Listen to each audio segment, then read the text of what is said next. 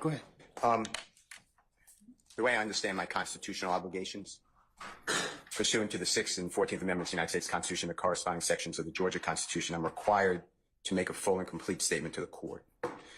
For the record, and if God forbid this goes up on appeal for the appellate courts or another tribunal, commission, or administrative body, I was told, based upon information and belief, that when we arrived at 8:30, 9 o'clock today, we did not come into your courtroom until almost 11:30.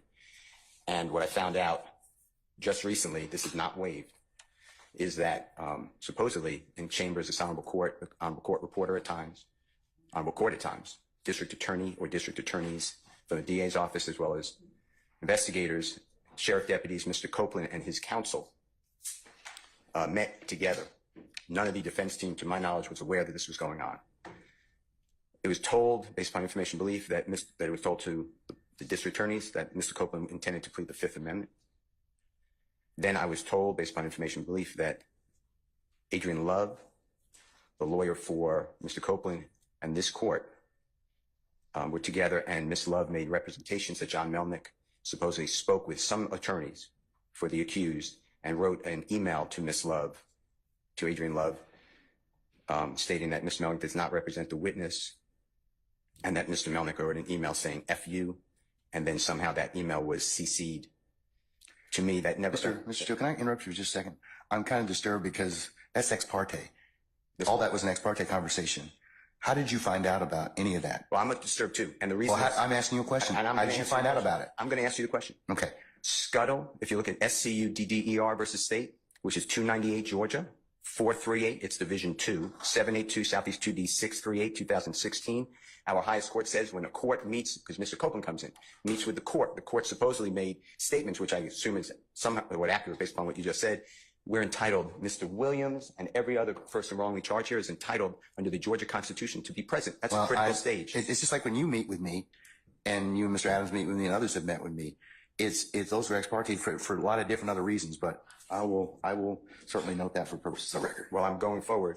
What I was told was that Mr. Copeland said, and you haven't answered my question yet. I'm not going to answer that question.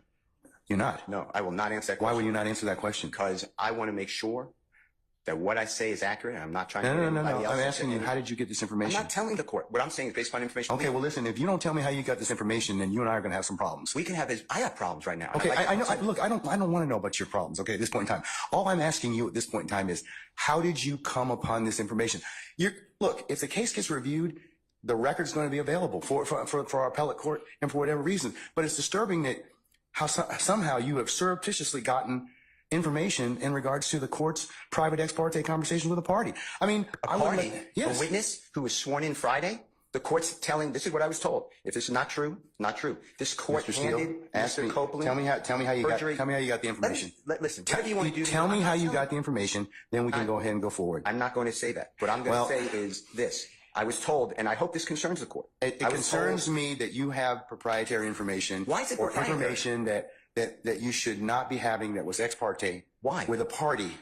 Why? State of Georgia. How about the witness? How about Mr. Copeland, who supposedly announced he's not testifying and he'll sit for 2 years, and then supposedly this honorable court, okay. Or excuse me, let me rephrase that. This court supposedly said, I can hold you until the end of this trial. Ms. Hilton supposedly said, actually, all of the defendants and then all 26 people are disposed of. If that's true, what this is coercion, witness intimidation, ex parte communications that we have a constitutional right to be present for. So I understand that you're upset towards me, but I don't know what I did. Mr. Steele, I still want to know, how did you come upon this information? Who told you? What I want to know is, why wasn't I there?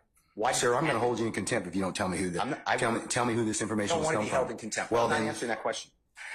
That's attorney-client privilege information. I am not attorney-client privilege. Unless you were in my chambers, that's the only way you can figure out. I tell you what, I'm going to give you 5 minutes. If you don't tell me who it is, I'm going to put you. I'm going to put you in contempt because that is not attorney-client privilege.